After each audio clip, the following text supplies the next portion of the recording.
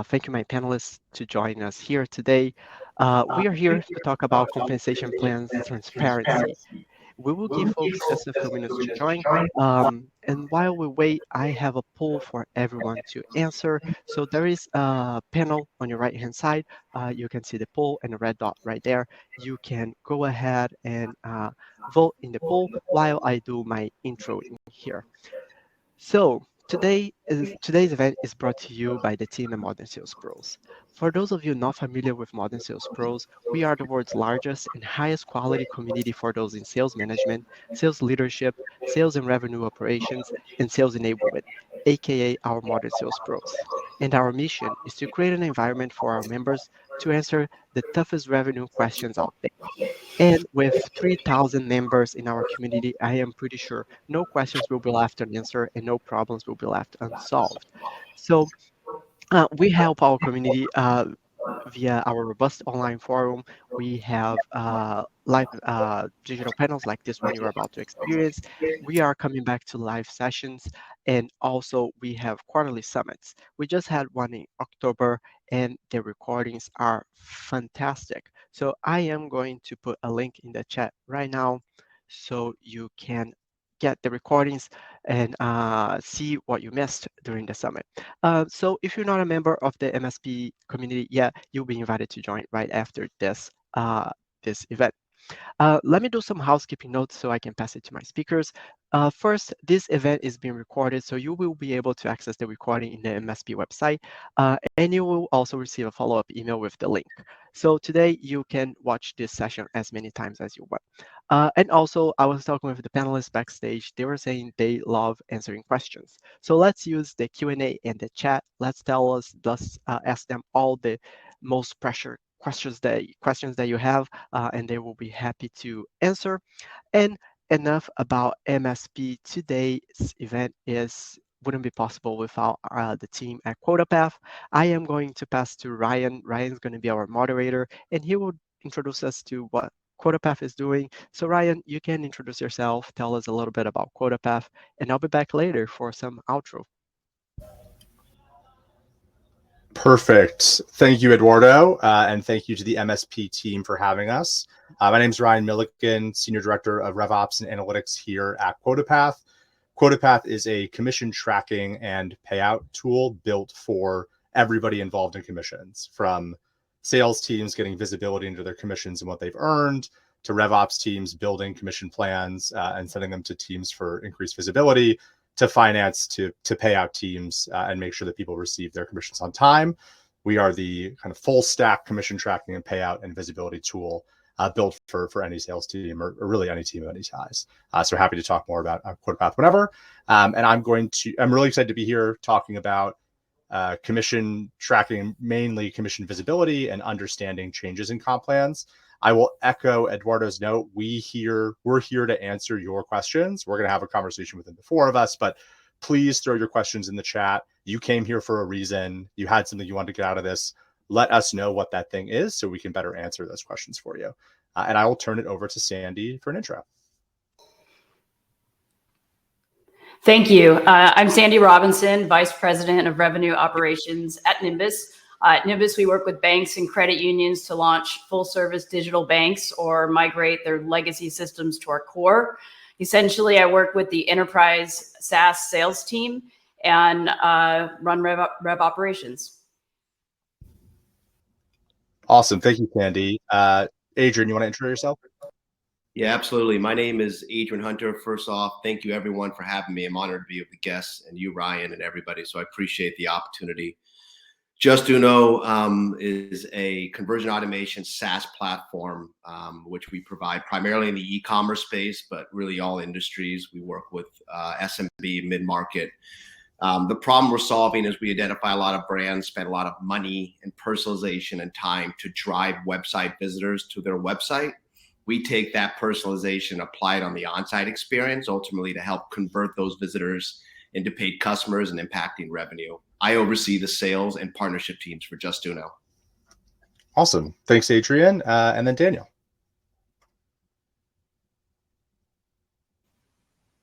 Can you guys hear me okay? Yep. Awesome. Also, pleasure to be here. My name is Daniel Gray. I'm the Chief Revenue Officer for a company called Blend. We're a mid-market company, and our main superpower or offering to the market is helping companies and brands go global by way of translation services and SaaS technology. So I've been in the localization industry for north of 20 years. I run global or enterprise sales for the United States, EMEA, and APAC. And of course, the topic of commission is huge. We've more than doubled our sales since the pandemic. I joined the organization in 2020, July 2020. We've actually doubled our top line revenue. And obviously our commission, our sales force has increased, and our commission, that's just a big area of focus. And I would share right off the bat, I'm in Excel. I'm in need of this, and I'm hopeful that the audience is in need of a lot of what we're going to be talking about. So I'm coming out very open and transparent. I do not have this solved. It's very manual for my organization. So I'm really looking forward to the conversation. Awesome. Thank you, Daniel, and thank you for your transparency here. So to kick us off, I think, the title of this topic, or what we're here about, is increasing commission transparency as a path to retention. And we have a group here that's involved in a couple different areas of the commission process, right? From RevOps, who kind of acts as a neutral arbiter to build plans, to sales leaders and revenue leaders who are motivating teams of the commissions and working with them specifically. So first question we'll tackle a bit from the RevOps perspective. Sandy, we'll start with you. When you're rolling out comp plans, how do you make sure that your individual reps and your sales leaders understand their comp and understand their comp plans, and make sure they have visibility into what they're getting paid and why? That's a great question, Ryan. It really starts with the construction of the plan, keeping it really basic and simple. I've been doing this for a number of years, and I've looked at comp plans that are very, very complex. And as a salesperson, and previously being a salesperson, it's super hard to understand. It's not motivating. So I think it starts with that. And then really getting with the sales leaders to make sure that you're on the same page, that you're aligned, and that they understand it, they can live it and breathe it as much as, you understand it from a RevOps perspective of constructing the plan. And then I think from there, it just really is a partnership with the team and being transparent, having those conversations, having a team conversation. What I like to do is, once I align with the managers on everything, is to sit with their teams and get the, kind of high level, what are the elephants in the room, get that out there, have a discussion about it, make sure everybody understands. And then taking it even further is to having individual conversations with people. I love two of those points. One on simplicity. We talk a lot about the pizza topping rule of comp plans. You never want more than 3 toppings on a pizza. It's usually not that good. You probably don't want more than 3 components of a comp plan. The other way you think about it is like, could you explain this to your grandma, like how you're paid and why? And then the meeting with the reps individually. I think that's like such an interesting and really important topic that I spend a lot of time with in one-on-ones with reps, to make sure that, the math of a commission plan might be helpful, but is it truly motivational, right? Like, Right. If you don't understand it and don't know how to see what you're earning, how could you possibly be motivated? Because you're just going to get a check at the end of the quarter or something like that. Daniel, you when we were talking earlier, you had some points around tying the comp plan specifically to the needs of the business and like your financial plan, and explaining that to your team. How have you gone about doing that in previous roles or your role today, making sure that reps are understanding like why the comp plan is built how it is? Yeah, so if there's one thing that I've learned is, can you communicate the North Star to the sales reps so that they actually understand the inputs to the outputs of the comp plan, and connect that to what the organization is trying to accomplish? And what I do is a lot of story selling. I always tell my reps I'm always, all day, every day, and twice on Sunday, selling in, up, and out. And part of me selling in and up is being able to sell the narrative on compensation. So if I can connect that to the company's critical business goals, which are constantly evolving, and then I can communicate the inputs and the outputs, meaning what do they need to accomplish in to hit their objectives and therefore to earn their comp. I found that takes a huge challenge out of reps receiving and being successful with the comp plan. Absolutely. No, I mean, I think at the end of the day, you'd love to pay the reps as much as humanly possible for driving outcomes, but it's like, what can you afford and what makes sense with your financial targets? And especially in today's market, from a job market perspective, you want to make sure that reps understand, like, here's why we've built this comp plan. Here's the motivators for the business, and actually building those into comp plans, right? If you want to sign longer term contracts, that's explicitly in your comp plan. You get a couple points of a kicker if you sign a 3 or 4 year contract, because that's revenue security for your business and then more cash in the pocket of the rep. So I love that point. Adrian, how have you gotten buy-in on comp plans from your team? How have you made sure that they understand, exactly how they're being paid and why? It's a good question. And I really echo what Daniel and Sandy are saying. It's very much a lot what they've said, but simplicity is important. And tying it to the business organization is very important. Excuse me. But in terms of getting buy-in, I mean, ultimately, there's different ways to do it. For one, I have a way when I interview and I work with somebody that I'm bringing on to ask them what their OTE is, the kind of money they want to make. And then the comp plan I have in place shows them a path to that. So we're talking about our sales professionals, right? The sales professionals here to make money. Yes, I would imagine the audience would agree with that. And so they have certain earnings expectations that they want, and showing them how they can get there, frankly, this year or maybe even next year as they ramp up, depending on the role and so forth, is a way certainly to get buy-in. But I really, really stress what Sandy, I believe, said earlier, and that is I have a one-on-one of each individual on my team about what their comp plan is, how it works, what it means, and how it ties to the organization objectives. And we talk and I ask them, does this make sense? And if not, let's go through it again. But mostly the simplicity, you don't have to go through it again to make sense. But that buy-in comes from trust. You can only have buy-in if somebody trusts you. And if you have a leader that works clearly, shows them what they're going to make, and explains to them why this is good for them, how they can make money, that you can trust them, that this is going to result in the paycheck they expect. If they achieve the results that's laid out, then you get trust and you get buy-in. Yeah, absolutely. I mean, I think in RevOps, I'm interested in Sandy's opinion on this a lot. Like, commissions are the tip of the sword on trust, on rep trust for RevOps. Like, if reps don't trust that you built a fair plan to pay them fairly, they're then not going to trust anything else you try to do for them, whether it's building an outbound cadence or setting up a tool for call recording or anything else that RevOps does in a service role to a sales team. I'd love love your take on that, Sandy, in terms of like how you're building the trust component and ensuring trust from your through the lens of commissions overall. I think it starts with openness and transparency, right? So, people make mistakes, humans make mistakes. So being upfront with that. So I'm not going to say we've never messed up a commission check or something like that. So it's just making sure that you're having making quick fixes and understanding and catching errors. However, in order to prevent those errors, what I've learned in the last this is kind of the third round in the SaaS world, is having a commission tool sooner versus later, investing in that, even with a small team, if there's a complex sale, is helpful. So, almost 2 years ago when I first came to Nimbus, we didn't have a tool. And so I was doing it in spreadsheets and individually sending somebody something. And it took me hours and hours because I didn't want to make a mistake. I didn't want to mess with somebody's livelihood. And I think that is a great way to build trust with the team, is to, show them like, hey, we're going to pay you when we say we're going to pay you. You're going to get paid on the deals. Putting processes in place.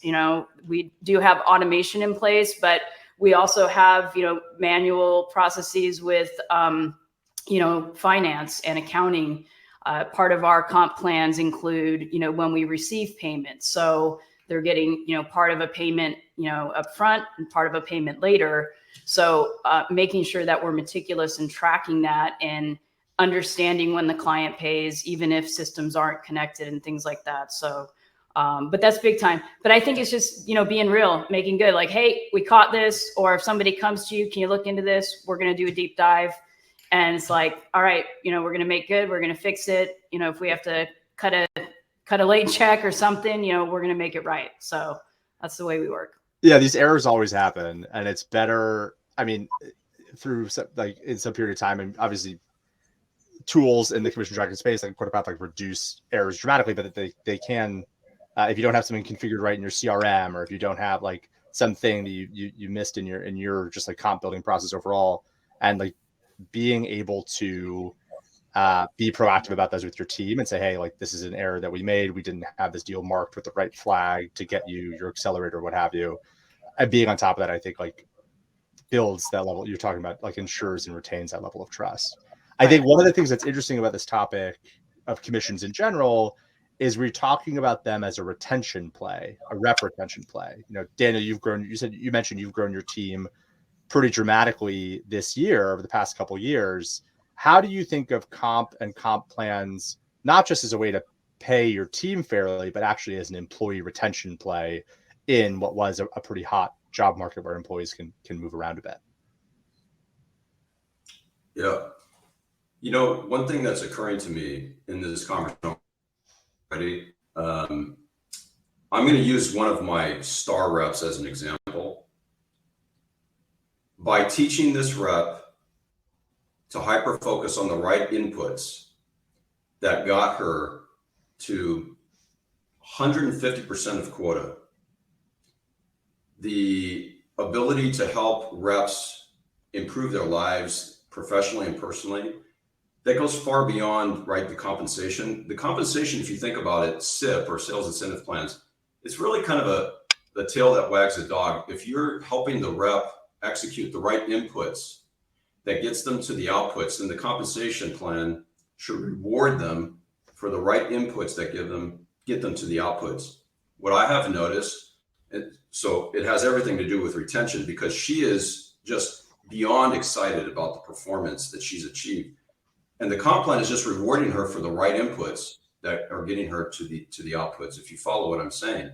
Yep. A lot of times where comp plans go south, right, is that actually they're not driving the necessary or targeted behavior that's guiding a rep to accomplish their personal goals and their business goals. Okay. Now, I'm not saying that all of my reps are at 150% of quota, but this is a person that was in SMB, made the move to enterprise sales, and her career has just literally shot up. And it's more about the inputs and outputs. And the comp plan is on the back end of that, rewarding her, if that makes sense. I hope that resonates with you guys. Yeah. Oh, absolutely. I mean, I think two things that people sometimes forget. One is that a comp plan is a component of how somebody's measured in a role. Like, it's not the entire scoping of your job, right? You're not going to have a comp plan built in with, show up to work and run demos and like be appropriate. Like, there's a lot of actions you're going to take in your org and assess your team that's outside of your comp plan. And I love the thought of a comp plan rewarding the right actions overall. We had a question from the audience, Daniel, about kind of like you talked about the right inputs, and Ray was asking some examples of what you've kind of dictated are those right inputs. Yeah. So I'll share some, and I'm going to guess that Sandy and Adrian are going to jump on the bandwagon. Yeah, great. So in my sales process, it's everything from the outbound calls, the conversations, the connects, the customer meetings, qualified meetings, the demos, the number of proposals. So in other words, if you think about a formula, what are all of the inputs or drivers that move your opportunities from stage to stage, or move you from an MQL and SQL to a stage one opportunity, move you all the way through to the end of the pipeline, convert to bookings and revenue and so on and so forth. Every station on the assembly line, right, there's an input. And that's what I specifically mean by input. I'm guessing for Adrian and Sandy and everybody else, the inputs might be a little bit different, but ubiquitously speaking, right, it's the activity equals pipeline equals revenue. And it's the demos, the qualified meetings, the proposals, and those are what I mean by inputs. And if you're helping a rep understand what are the inputs that get me to the outputs I need, and the output is not just revenue, okay? I actually have an output on every single stage of my pipeline that helps them understand conversion and conversion rates. So that's what I mean by inputs. I welcome Sandy and Adrian to comment, but those are my inputs. Yeah, I don't know if I can comment here, but Daniel's right.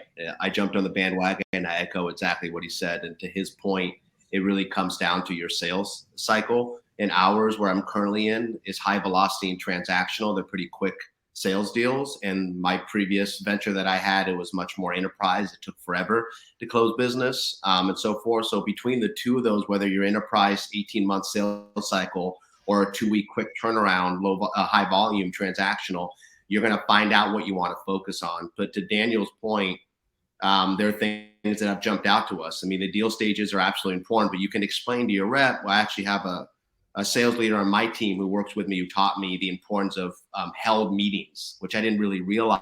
That, hey, if you want to hit your quota, you got to have you have to hold a certain amount of meetings. And he started to realize that in order to hit your quota, which requires 20 deals, you should have 30 held meetings because of a 2/3 conversion, et cetera. So elements like that. And if someone wants to know, well, how did you uncover that? How did your sales teammate uncover that? Through practice, through just for being out there, trial and error, and understanding and looking, frankly, at, as Daniel would say, your star. Take your star, look at what he or she or this person is doing, and then you can understand what it takes to be successful, because that star is the standard that you're creating as you hire great people. And when it comes to number of meetings or number of calls or deal stages, et cetera. So I completely echo that. Yeah, and I'm agreeing everything with Adrian and Daniel. I think to add from an enterprise perspective, so the top of funnel metrics are, of course, important. But something that we really look at is, when we have criteria for generating a new opportunity, and then from there, it becomes into our pipeline once it becomes qualified. So essentially, when it's a new opportunity, it's still in the qualifying stages. So we actually have a measurement, and we leverage this with the BDR team going from a stage 1 to stage 2. So they're kind of aiding along in that process for the deal progression. And it gives us more of a sense of, okay, now do we have like truly qualified pipeline deals? So we're really looking at that metric closely. That's all super helpful. Kind of piggybacking off that a little bit, we had a question from Elliot, which I'll pull up, was like, how are you identifying the most important sales metrics to track for goal setting and for compensation planning specifically? Like, how are you finding, and let's talk about it in the lens of comp planning or commission plans. How do you figure out what metrics should be involved in your comp plan? Like, what are the ones that you should compensate off of versus, coach to, as an example, as a separate approach? Go ahead. I just a real quick example, because I think I want to use examples on my end. We have free trial signups, which turns into a 2-week free trial, right? We've clearly identified that if somebody goes live, meaning they've taken an RN, which is they create a pop-up in the middle of live on their website during the trial, and they're actually getting visitors. They're showing results. That trialer prospect, SQL, is much more likely to convert into a paid customer. So then we started telling our sales reps, if we will pay you for anyone who goes live during the trial process. It incentivizes the behavior you're trying to drive, which is the behavior that ultimately leads to a much higher rate of conversion to a paid customer. That's one example. I'll leave it to Sandy. I think understanding depending on your metrics, so whether you're using in a SaaS enterprise space, an ARR, ACV metric, really understanding your average deal size down to the product and how does that tie up with the company initiatives and how does that roll up to plan. So we should be able to say, you know, average deal size is X. That means, you know, you need to close this many deals, and then back into, you know, how many qualified deals does that mean that you need to have? So where RevOps can really come in there is understanding that data, understanding the metrics, having, you know, clean CRM data to pull from, so we can really accurately help the reps forecast, you know, are they going to make their comp plan? And can you communicate that OTE to them and show them, okay, this is your quota. If you make your quota, you are going to be at 100% of your OTE target. So it really backs into what's your average deal size in whatever landscape that you're in.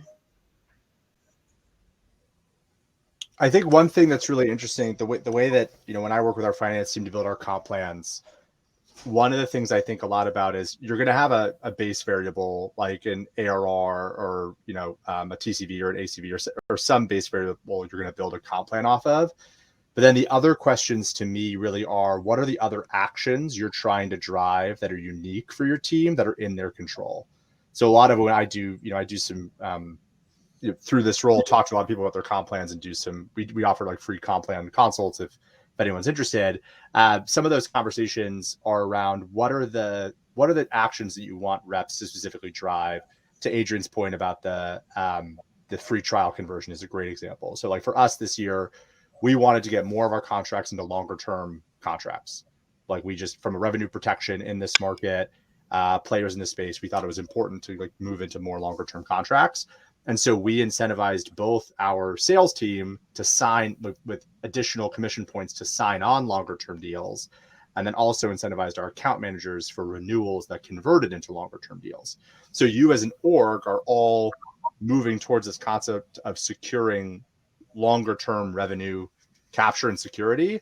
And you have everybody across the board, your account managers, your account executives, your customer success managers, everyone driving towards longer term commitments, which is more money in the business's pocket and more secure money for a longer term, which then leads to additional compensation. And so I would think really about like, what are the actions that the human you're compensating has some level of control over?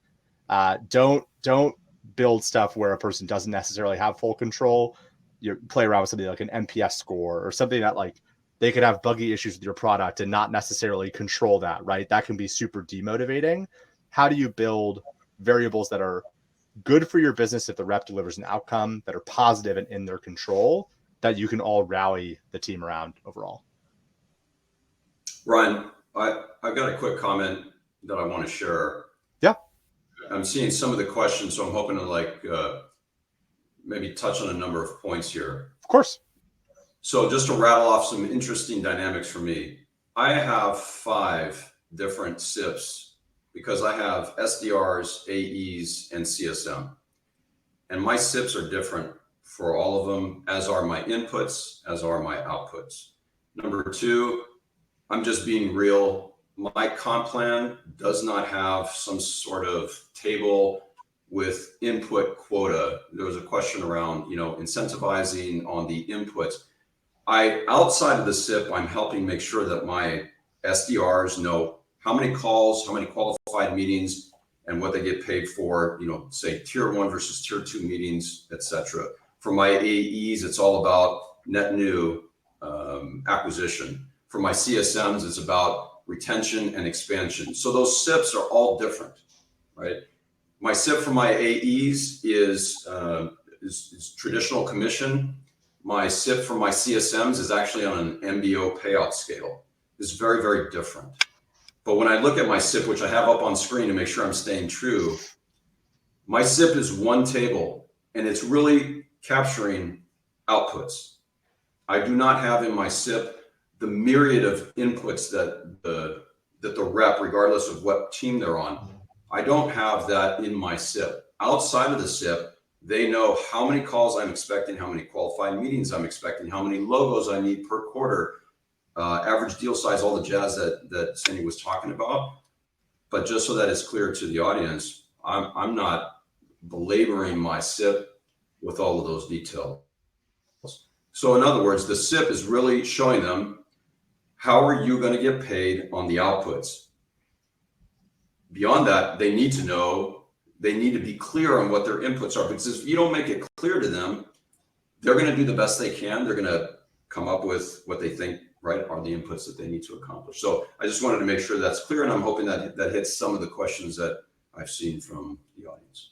No, it's a super important point, because if you try to have every action that you want to take, demos booked, qualified demos, all this sort of stuff as part of your average contract value, all these sorts of things as part of your comp plan, you leave the door open for so much gamification of a plan. Like if you're saying, okay, part of my money is going to be an average contract value, then our rep's going to turn down smaller deals that bring more revenue to your business. I've seen this. Reps pushing smaller deals out to the next quarter because they don't want to close a deal that pulls down their average contract value, right? Like you're going to have a financial model that's going to have those components involved. But at the end of the day, you only want, it's the pizza topping one. You only want 2 or 3 things that they're actually output measured on, ARR. And then you can have a couple others that are like, okay, tied with ARR, it's going to be, deal length is like an output of a lot of the work they've done to build a mutual action plan and build mutual value and have somebody trust them for a longer period of time. Like I 100% agree. I think if you add too many of these, you become in trouble. I would just finally share, and this is just to help put some metrics to this conversation. For me, I don't think I'm a magician. We were lucky. We quadrupled ARR year over year. It's really amazing. Comp plan was helpful to that, but some of the packaging and the enablement that we gave to the sales reps, in other words, making it easier for them to sell and offer the combination of our SaaS and services to our customers, that really unlocked the growth. Now, the comp plan complemented that. It enhanced that, and it made it easy for them to know, I think Sandy had mentioned it before, how many packages do I need to sell to get to my quota? Now, and I wanted to also mention, I'm paying I think I'm paying a little bit above my industry average on comp. So I wanted to throw that out as well. So I'm really driving incentive by being in my industry a notch above what the industry average pays, right? Especially for net acquisition. So I wanted to throw that out. Super, super helpful, Daniel. Thank you. Sandy, would love you to verbalize your point you just put in chat, because I think that's really important on the activity side. Yeah, just wanted to clarify, what I said before about activities. We need to be able to, RevOps and the management team, communicate in the way that Daniel described how to get to the number. But the comp plan, so for example, if we said, they needed, 3 deals at 500K and they, got 1 deal at 1.5 million, they're going to get the same amount of money, right? So we don't want to get that granular, because then it becomes complicated. It becomes the opposite of simple. And then, we don't want to reward just checking a box. So I think when you start paying on activities and you start paying people on that, unless it's a fun, contest or something like that, if you start putting that in part of your base plan, you're just enabling them to check boxes and clock in and out. And I think that is the opposite of what a comp plan needs to do. So I just wanted to clarify that we've got to know how to have those conversations, how to make it real for them, how to break it down on how they get there. But it shouldn't be written into the comp plan itself. Oh, 100%. Sandy, I'm going to call on you again, because this question from Chris, I think, is relevant to how you're paying your team today. Question is, how do you think about commission payment at contract signing versus at customer payment, or a blend of the two? Like, how do you think about that when you're building comp plans? I think it depends on the stage of the company, right? If it's, earlier stage startup versus a more mature company. So that all has to factor in with the company goals. Also the size of the deal. So if, a deal, like our average deal size is $1 million in ACV. So we start talking about some significant numbers in commission. So it's not really used to drive retention. It's used to say, hey, we're going to advance you a certain amount of money up front because we want to pay you and reward you and keep you excited. And then, when the way that we're doing it is when we receive just the first payment from the customer. And that's largely in their control to negotiate as well. So, they can put that in as part, work that in as part of the contract. So But what I don't agree with is kind of holding it on like a carrot for retention, which, so you have to look at what is your time to go live, and, how does that work? Do you tie it to go live, or do you tie it to when they pay, and those sort of things? So I think it's a balance. You have to protect the company's interest, but you also need to keep your people motivated. And protect what's in their control, right? I mean, that's the other piece you talked about. Like, if you have an onboarding team and onboarding goes poorly and you tie a rep's payout to that, like that's the onboarding going poorly is not necessarily the rep's fault, right? So it's like, what things can a rep control?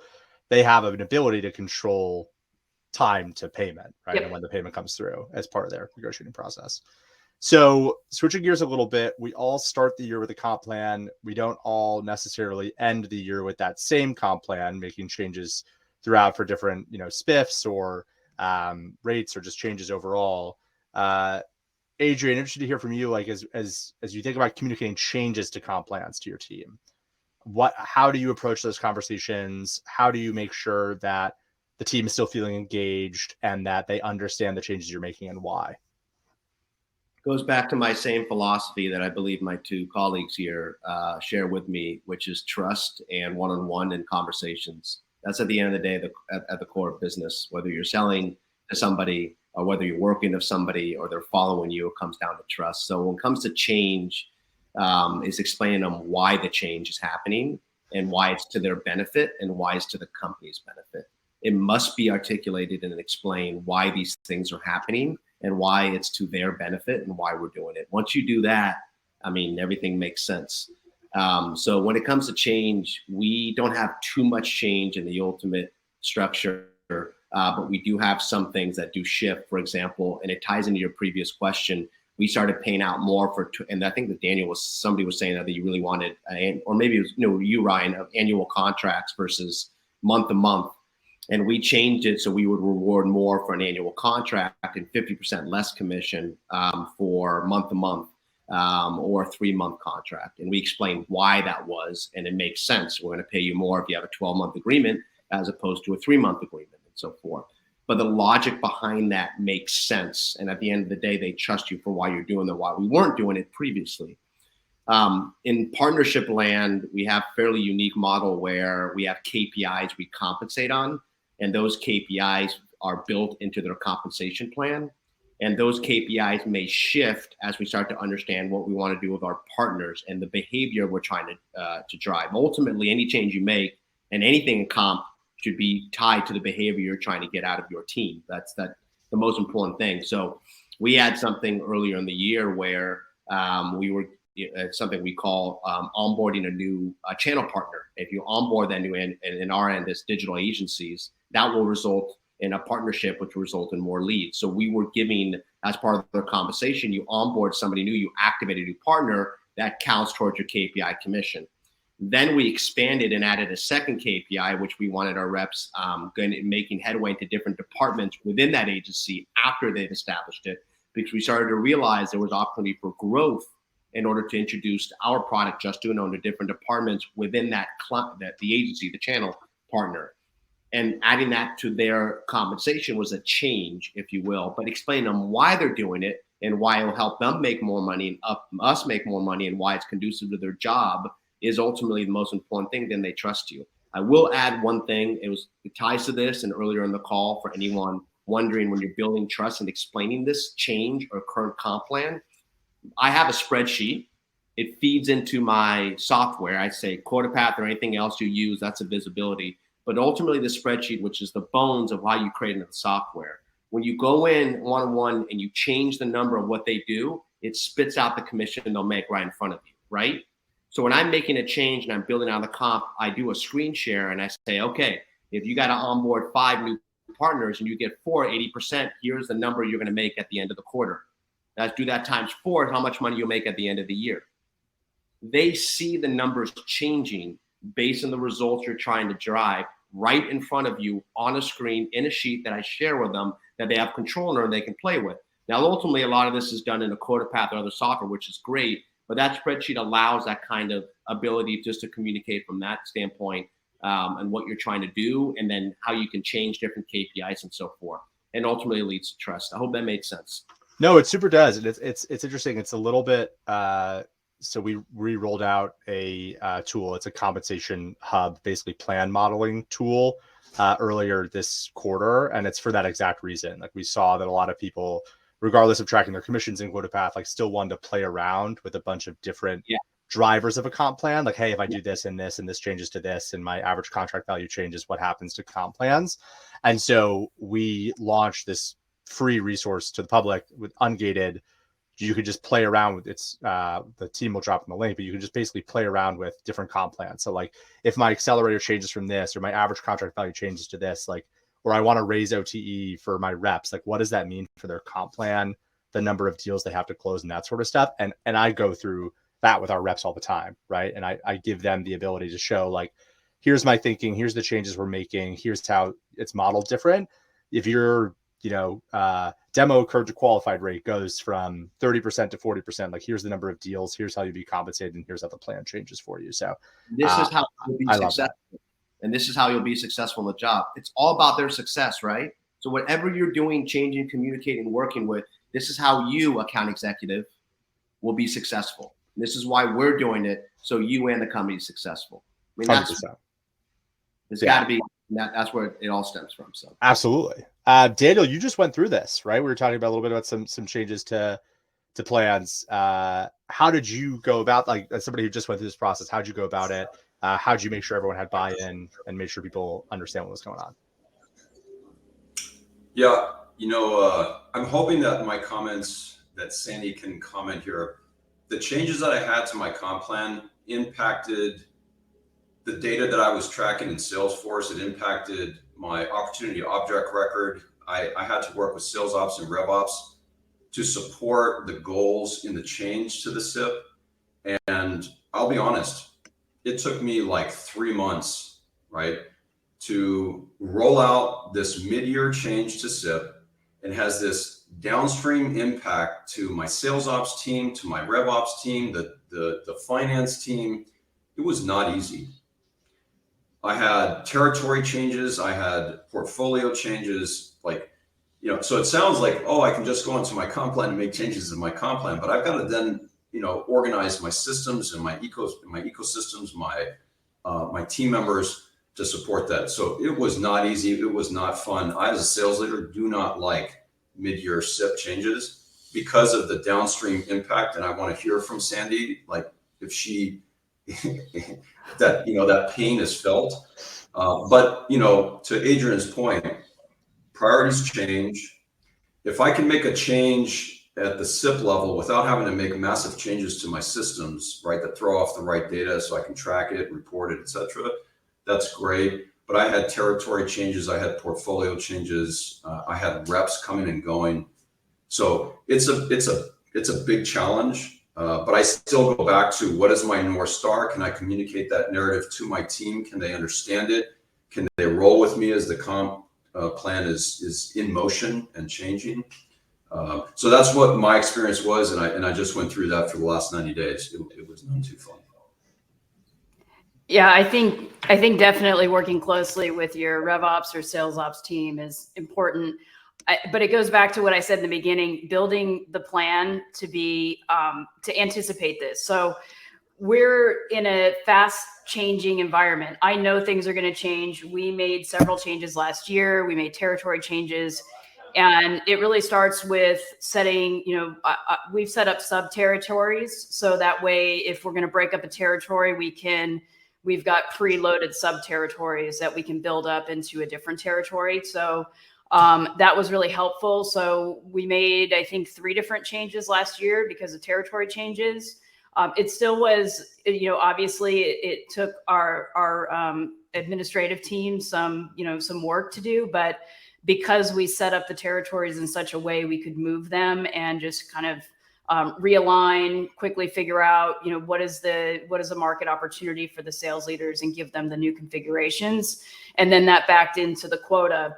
The other thing is when you build your plans, if you have contracts that we send ours in DocuSign, it's set up in such a way that we can just send an amendment, right? So we'll send an amendment, mid-year to say, okay, here's the new, territory, here's the new number, whatever it is.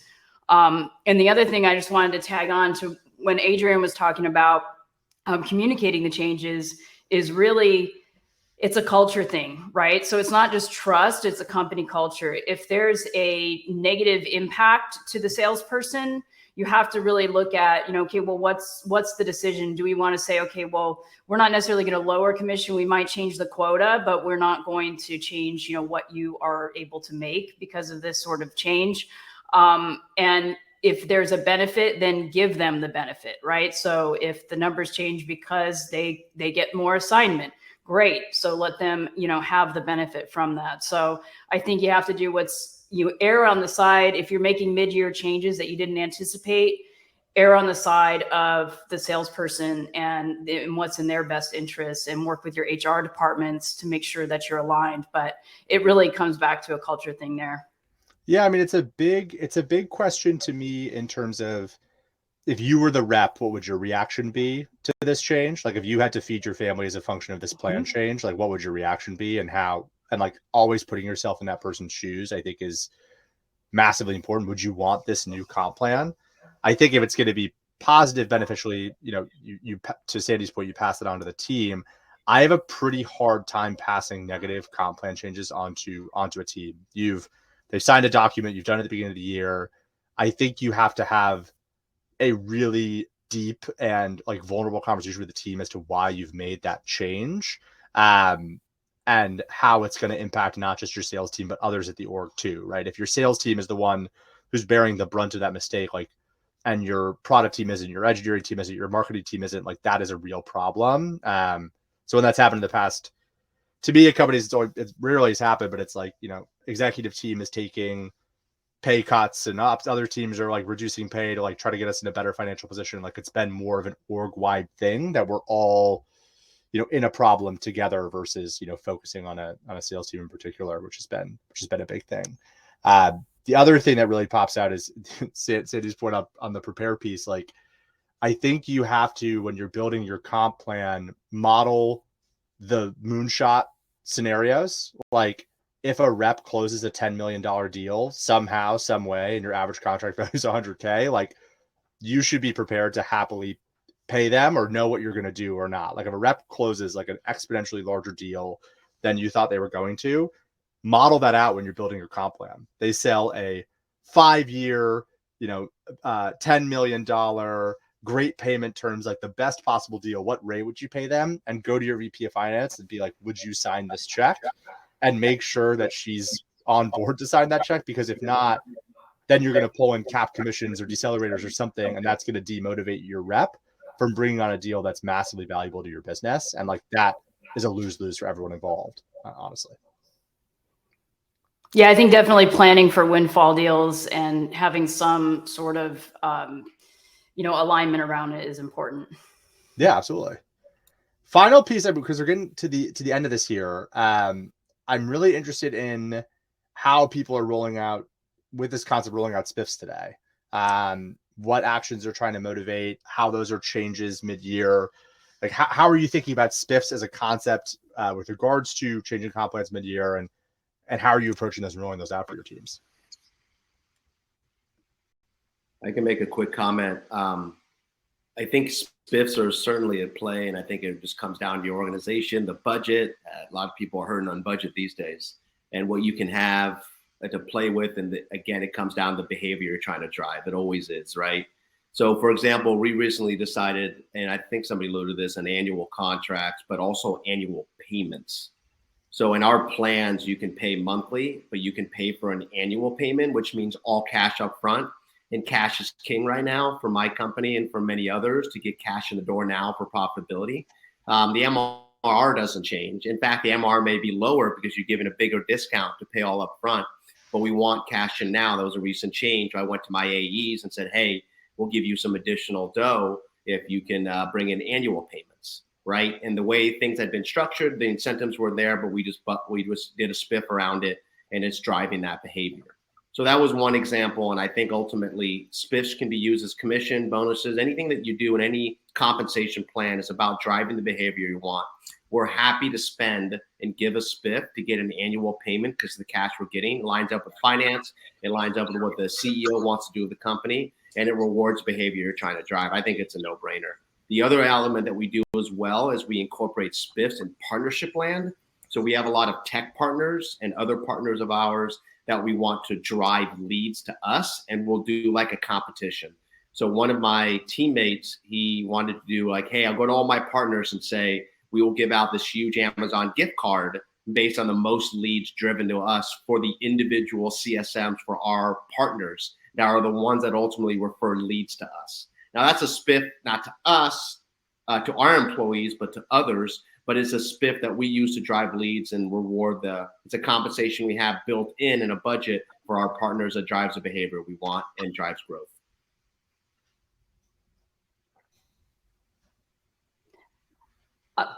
I'll say something. I love spiffs. I think I've been campaigning with finance for incentive money, so I think that's an important part of the planning process to get that money. But making them fun, the gamification aspect, I think too, of spiffs is good.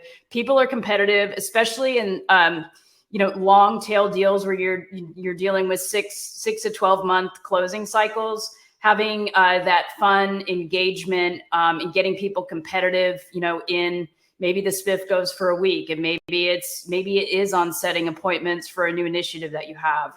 But I think making it a full kind of playbook where you're saying, okay, here's a little competitive element, there's a bonus, there may be a team aspect, a fun element to it, can really help to drive the behaviors that you're looking for.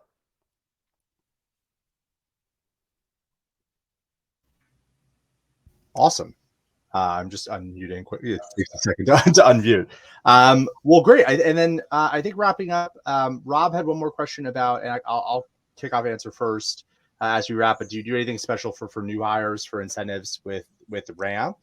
Our approach is we have a ramping quota period, which I think is very helpful for the team. So first month we guarantee full OTE, and then we give them a couple months. Second and third month they have a basically reduced quota, so higher commission rates from a ramping plan perspective, which we keep consistent across the team. So they basically have over the quarter, their first quarter effectively half of their quota, so they earn 2x their normal rate, and then going into and that's just a ramp time for us as the team. And so we feel like getting people off of the right foot, they're going to become more efficient at selling a quarter in versus their first month, giving them the path to success early and big wins early based on their quotas. So we build ramping plans for our reps.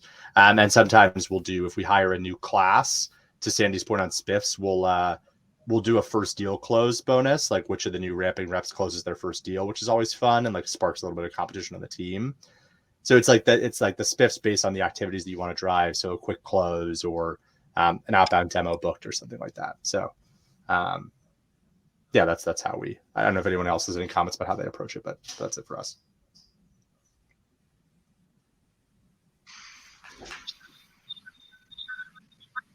I think ramp depends on your sales cycle. So, and if you're giving them a territory that has no warm leads, they're starting from scratch, they're purely hunting. So if you have a 6-month sales cycle and you're handing them a blank slate, that maybe look different in terms of, what you're doing for guarantees and ramp versus somebody just left the territory and they've got deals that are already in process. So I think keeping that, into play, depending on your deal cycle, is important. Ryan, my only comment here in comment/question, I do not build spiffs into the architecture of my SIP, just to be clear. My spiffs or nitro, whatever you want to call it, they sit outside and above the SIP in terms of the actual artifact or the plan. That gives me the flexibility to run spiffs or contests or whatever on a monthly basis, on a quarterly basis, and throttle what behavior, right, I need to either emphasize, or like Sandy said, I might have a new product launch or whatever the case might be. Right now it's a Q4 push. So that gives me the flexibility architecturally. And then I have to make sure the program is clear. People need to know, once again, no different than the SIP. What do I need to do to win the reward? How do I get paid on the reward, and so on and so forth? Because spiffs can go the opposite direction if you don't administer it properly. But they kind of, for me, they float above and outside the SIP, and I can turn them on and turn them off, throughout the year and wherever I need to apply them. Yeah, I think definitely keeping spiff separate is very important, and like it's almost like a testing into a potential spiff being made more permanent. Like you have the ability to flex them up and down without having to rip up a contract is very important from a comp play perspective. And yeah, I mean, I think that is a really good place for us to end. So Eduardo, I'll pull you back on the stage. I'm gonna turn it over to you to wrap us up. But thank you all for everyone's candid thoughts. We're all available to chat. Two notes I will say if you're building your comp plans next year and doing some modeling, definitely check out Compensation Hub that we launched earlier. Play around with the modelers and let the team know if you have questions. It's a pretty cool way to start to think through, to Adrian's point, like what are the variables I can pulse in my comp plans to drive value for the team. And then we're always happy to do any sort of compensation plan consulting for free. So we offer 30-minute calls with our chief of staff, Graham. He's done 400 of these in the past 2 years. So the man knows a lot about comp plans. And if you have his record, I think he got a 19 component comp plan down to 3 components. That's the one he hangs his hat on. So if you want to simplify your comp plan, or if you want a 19 topping pizza one way or another, definitely talk to Graham as well. So thanks to MSP, and I'll turn it over to Eduardo. Thank you so much. Thank you, panelists. That was fantastic. Audience, I just put the panelists' LinkedIn's on the chat so you can go and connect with them. Let me share my slide right over here. So we're going to wrap things up. But first, I want to thank everyone for attending. Audience, you've been amazing. Thank you for the questions. We love having you here. And also thank you to our wonderful QuotaPath for sponsoring this panel. And finally, thank you, speakers. You were all fantastic. Ryan, Sandy, Adrian, and Daniel. Thank you for your knowledge and all the key takeaways that the audience will walk out this session with. So while the panelists and I hang out backstage, the MSP team will make sure that the recording is available in the previous event page on the MSP website. And while you're there, make sure you are checking the upcoming events. Stay safe. I will see you around. Panelists, we can go backstage. Bye, audience. Thank you.